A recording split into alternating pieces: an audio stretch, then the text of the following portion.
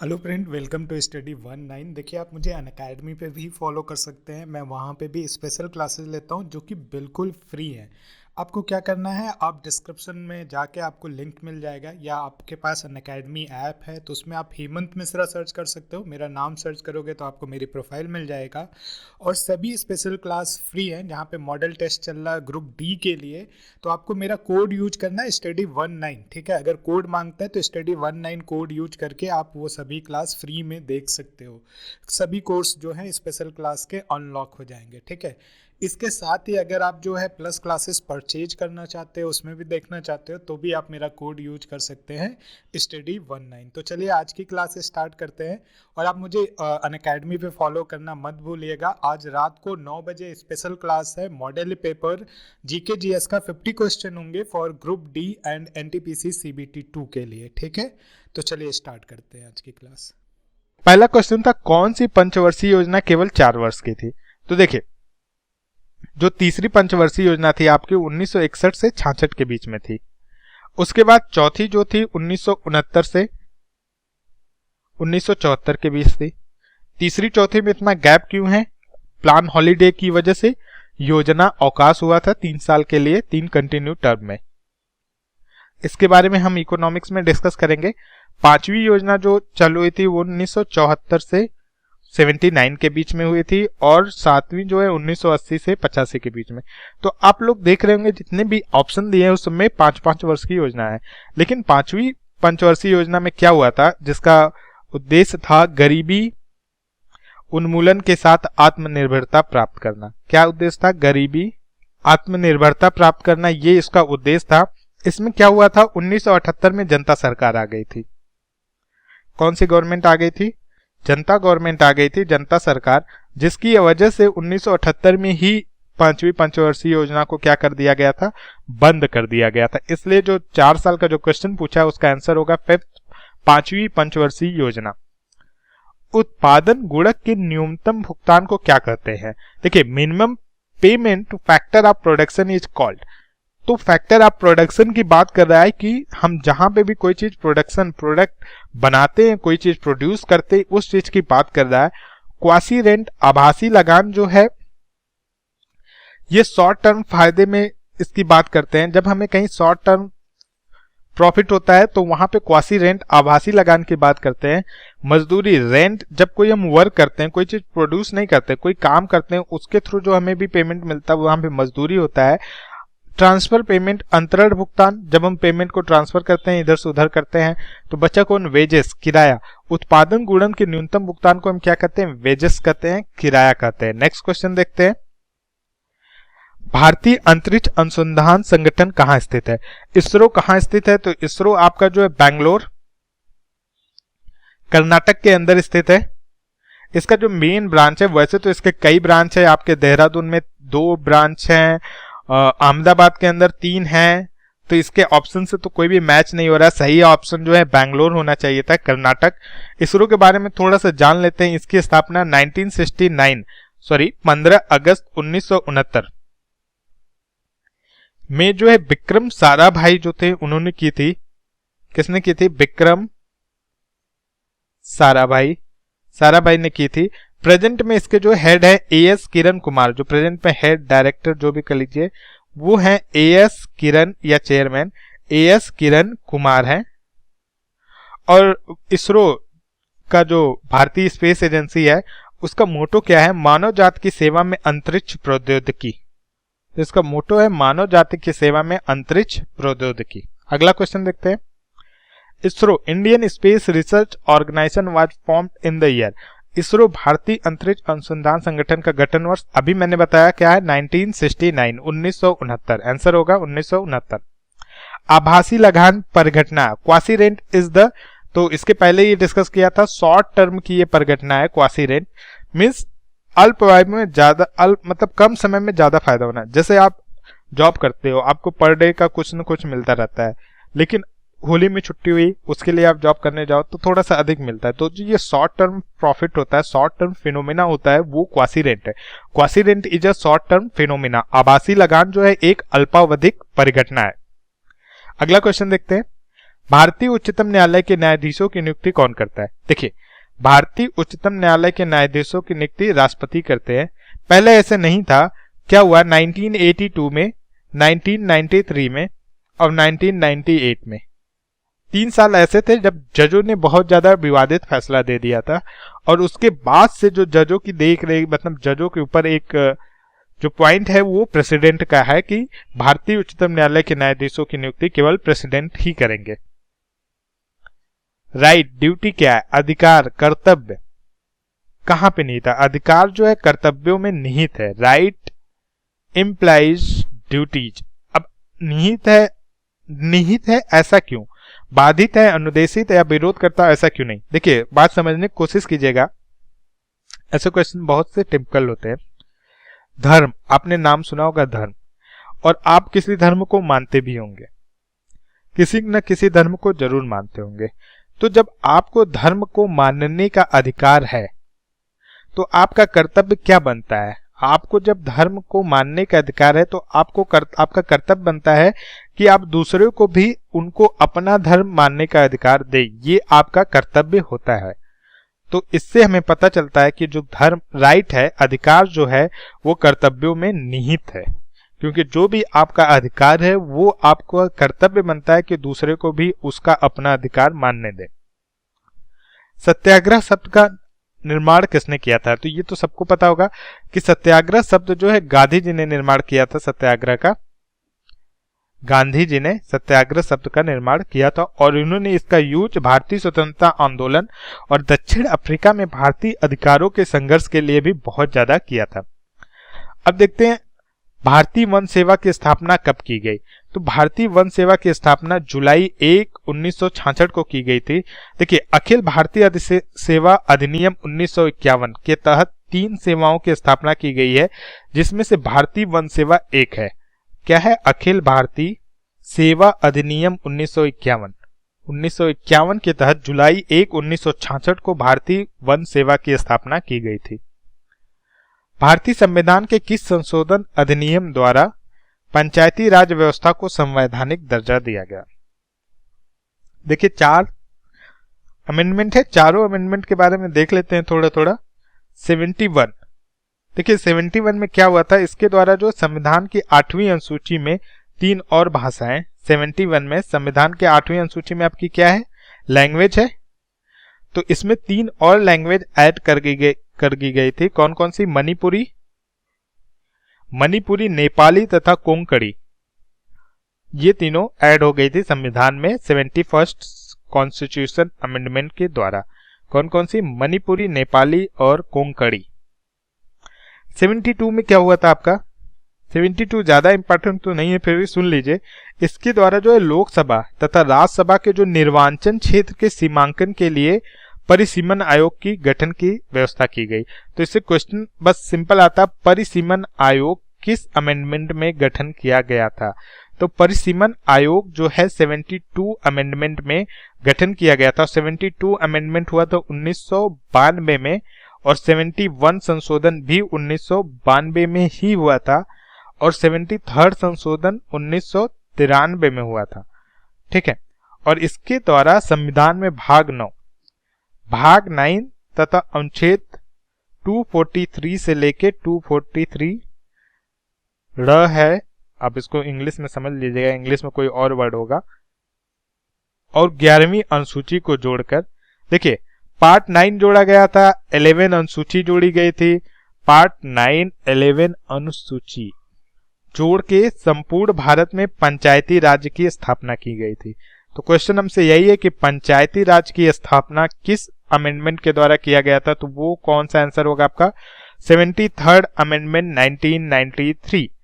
74 amendment जो भी है आपका 1993 में ही हुआ था, और इसमें पार्ट 9 जो जोड़ा गया था उसी के अंदर एक पार्ट और जोड़ दिया गया 9 क करके, और अनुच्छेद ड़ से त यक्ष बढ़ा दिया गया। तो ये ज्यादा इंपॉर्टेंट क्वेश्चन नहीं है। और 12वीं अनुसूची जोड़ा गया था। कौन सी? 11वीं के बाद 12वीं अनुसूची जोड़ के नगरीय स्थानीय शासन को संवैधानिक संरक्षण प्रदान किया गया। कौन से?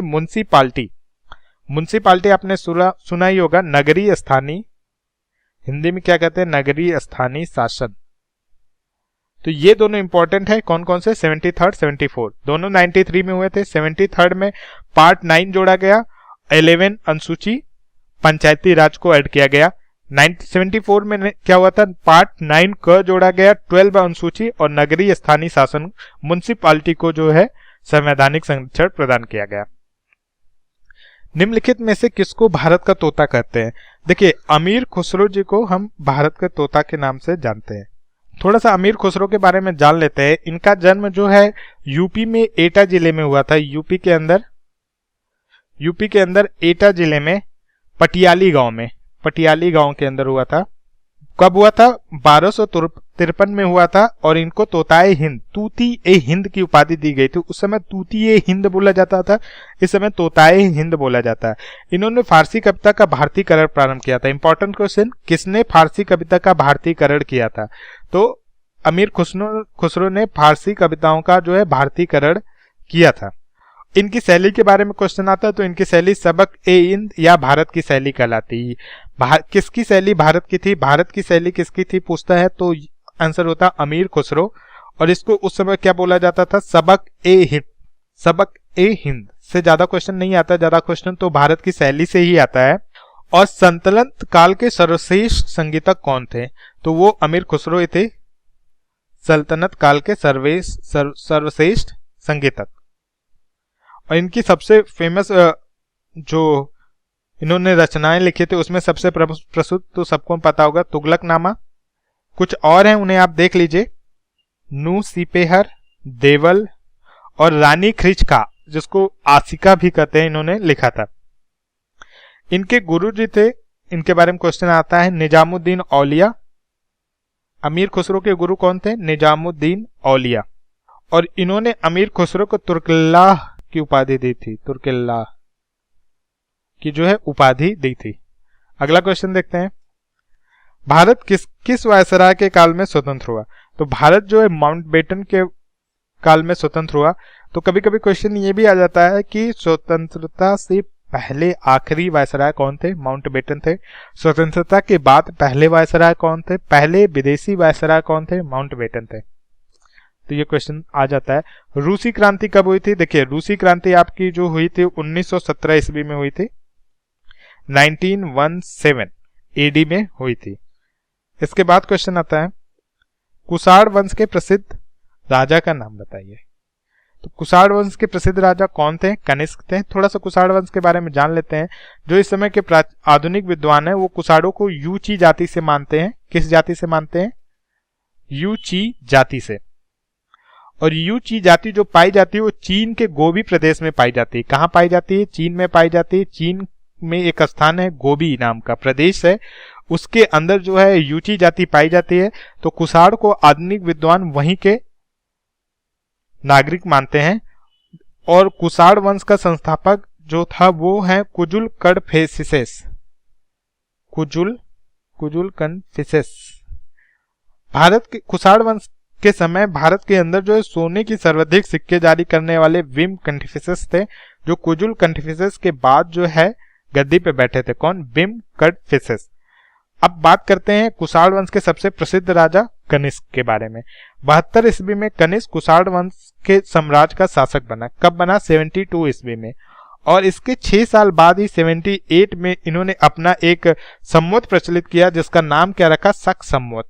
तो शक संवत किसने प्रचलित किया था? कनिष्क ने। कनिष्क कुषाण वंश के शासक थे और कब प्रचलित हुआ था? 78 ईस्वी में ये जो है चालू हुआ था। कनिष्क के समय ये एक बहुत बड़ा काम हुआ था, चतुर्थ बौद्ध संगीत। चतुर्थ बौद्ध संगीत जो है कुंडलवन में, कश्मीर के कुंडलवन में जो है किया गया था। और इसकी अध्यक्षता जो है किसने की थी? वासुमित्र ने की थी। क्या हुआ था? फोर्थ बौद्ध संगीत हुआ था। कहां पे फोर्थ बौद्ध संगीत हुआ था? कश्मीर के कुंडलवन में। किसके समय में? कनिष्क के समय में। इसकी अध्यक्षता किसने की थी? वासुमित्र ने। कनिष्क को हम लोग द्वितीय अशोक के नाम से भी जानते हैं। ये भी इंपॉर्टेंट क्वेश्चन है कि कनिष्क को हम लोग द्वितीय अशोक के नाम से भी जानते हैं। 2 इंपॉर्टेंट क्वेश्चन और कुषाण वंश से पूछा जाता है कि कनिष्क के समय राजधानी कौन कौन सी थी? तो पहली राजधानी थी पुरुषपुर। पुरुषपुर इस समय पेशावर के नाम से जाना जाता है। पहले पुरुषपुर के नाम से जाना जाता है, इस समय पेशावर के नाम से जाना जाता है। और दूसरी राजधानी थी मथुरा। दो कला इनके राज्य में विकसित हुई थी, एक गांधार कला, दूसरी मथुरा कला। गांधार शैली और मथुरा कला शैली कौन कौन सी? गांधार शैली और मथुरा कला शैली, दो शैली या कला विकसित हुई थी। वर्तमान दौलताबाद, जहां मोहम्मद बिन तुगलक ने दिल्ली से राजधानी को स्थानांतरित किया, किसके समीप है? तो वर्तमान दौलताबाद आपका औरंगाबाद के समीप है। औरंगाबाद आपका महाराष्ट्र के अंदर है, तो इसका आंसर क्या होगा? औरंगाबाद। किस भारतीय राज्य को चाय के उत्पादक राज्य नहीं माना जाता है? देखिए, चाय के उत्पादक राज्यों में सबसे पहला नाम आता है असम का। असम में बहुत ज्यादा चाय उत्पादन की जाती है। उसके बाद पश्चिम बंगाल, लिख लेते हैं यहाँ पे, पहले नंबर पे आपका असम, फिर वेस्ट बंगाल, वेस्ट बंगाल के बाद तमिलनाडु, तमिलनाडु के बाद केरल और कर्नाटक प्रमुख हैं। कौन कौन से? केरल एंड कर्नाटक। अब अगर इसको नंबरिंग करें तो सबसे ज्यादा Assam, then West Bengal, then Tamil Nadu, then Kerala and then Karnataka. तो इसमें से छत्तीसगढ़ तो नहीं है, तो छत्तीसगढ़ में चाय का उत्पादक राज्य नहीं माना जाता है। तो आप ये याद कर लीजिएगा, कभी कभी क्रम काउंटर भी पूछ सकता है कि सबसे ज्यादा चाय सेकंड नंबर पे कहाँ होती है। तो सेकंड नंबर पे सबसे ज्यादा चाय भारत के अंदर वेस्ट बंगाल के पास होती है।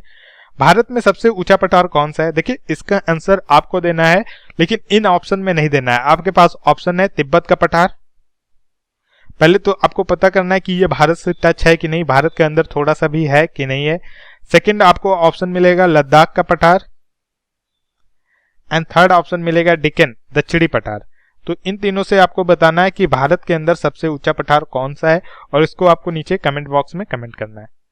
गर्म शुष्क मौसम के दौरान भारतीय उपमहाद्वीपों पर निम्नलिखित में से किस क्षेत्र में निम्नतम दाब रहता है? देखिए, अगर हम भारत का मैप बनाएं, मैप अच्छा तो नहीं बनता है, फिर भी देख लीजिए, ऊपर का मैप नहीं बनाते हैं, इतने समझ में आ जाएगा आपको। अगर देखिए, इस क्वेश्चन में पहले पूछ रहा है निम्न दबाव, lower pressure, low pressure. Low pressure means high rain, जहां निम्न दबाव रहेगा वहां पे बरसात ज्यादा होगी। तो अगर आप ऑप्शन देखते हैं तो आपको आंसर मिल जाता है पश्चिमोत्तर भारत में सबसे ज्यादा वर्षा होती है, इसलिए यहाँ पे निम्न दबाव होगा। आपको ज्यादा समझने की जरूरत नहीं, आप तुरंत आंसर क्लिक कर सकते हैं। लेकिन अगर इस चीज को आपको समझना है कि गर्म शुष्क मौसम के दौरान भारतीय उपमहाद्वीपों पर निम्नलिखित में से किस क्षेत्र में निम्नतम दाब रहता है? देखिए, तो जब गर्मी पड़ता है तो यूपी के आसपास आपको मिल जाएगा पठार, थार का पठार, सॉरी मरुस्थल, थार का आपको मरुस्थल मिल जाएगा। उसकी वजह से यहाँ पे गर्मी बहुत ज्यादा पड़ती है और यहाँ पे लो प्रेशर बनता है। तो यहाँ से हिंद महासागर से मानसून उठता है और यहाँ होते होते लो प्रेशर के पास जाता है। लेकिन यहाँ से कुछ और मानसून आते हैं जो इसे नॉर्थ वेस्ट इंडिया की तरफ ले जाते हैं, और वहां पे सबसे ज्यादा लो प्रेशर होता है, जहां पे बहुत ज्यादा भारी वर्षा होती है। तो अगर आपको ये उत्तर भारत के आसपास का एरिया देता तो यहाँ पे भी हो सकता था, लेकिन ऑप्शन में क्या है? पश्चिमोत्तर भारत, नॉर्थ वेस्ट इंडिया। तो हम आंसर टिक करेंगे, नॉर्थ वेस्ट इंडिया में गर्म शुष्क मौसम के दौरान निम्नतम दाब रहता है, हाई रेन होता है, low pressure high rain. Panama नहर का निर्माण किसने किया था? देखिए, पनामा नहर का निर्माण 1881 में स्टार्ट हुआ था। फ्रांस ने स्टार्ट कराया था 1881 में, फ्रांस ने। लेकिन क्या हुआ, फिर फ्रांस में भुखमरी फैल गई और बहुत सारी बीमारी होने लगी, इसलिए फ्रांस ने इसको क्या कर दिया? स्टॉप कर दिया, बंद कर दिया। उसके बाद 1904 में संयुक्त राष्ट्र ने पनामा नहर का निर्माण स्टार्ट कराया, और 15 अगस्त 1914 ऑफिशियल डेट है, उस दिन ये कंप्लीट हुआ। तो हम आंसर क्या करते हैं? 15 अगस्त 1914 पनामा नहर का निर्माण हुआ था। पनामा नहर से एक और क्वेश्चन आता है कि ये किन दो महासागरों को जोड़ती है? तो ये अटलांटिक और प्रशांत महासागर को पनामा नहर जो है जोड़ती है। नेक्स्ट क्वेश्चन देखते हैं। भारत में प्रायद्वीप नदी के संबंध में सबसे ऊंचा निकास बेसिन कौन सा है? तो कि ऑप्शन है महानदी। महानदी का जो निकास बेसिन है वो 442 km के रेंज मीटर। महानदी का जो निकास बेसिन है 442 के रेंज पे है। गोदावरी आपकी कहां से निकलती है? देखिए, महाराष्ट्र के नासिक जिले से निकलती है। महाराष्ट्र के नासिक जिले के पश्चिम घाट से, जिसको त्र्यंबकेश्वर के नाम से जानते हैं, ये वहां से निकलती है, त्र्यंबकेश्वर से निकलती है, और इनकी हाइट जो है 920 है। कृष्णा नदी जो है महाबलेश्वर से निकलती है। कहां से? महाबलेश्वर। महाबलेश्वर के उत्तर से निकलते हैं और उनकी हाइट क्या है 1337 है, 1337 मीटर की ऊंचाई पर है, ये सब मीटर है। और नर्मदा नदी जो है एमपी से निकलती है, कहां से, एमपी से। अनूपपुर जिला है एक, अनूपपुर जिला में एक स्थान है अमरकंटक और इनकी हाइट क्या है 1057 मीटर। तो सबसे ज्यादा हाई बेसिन पे कौन सी है, कृष्णा नदी, महाबलेश्वर से 1337 मीटर से।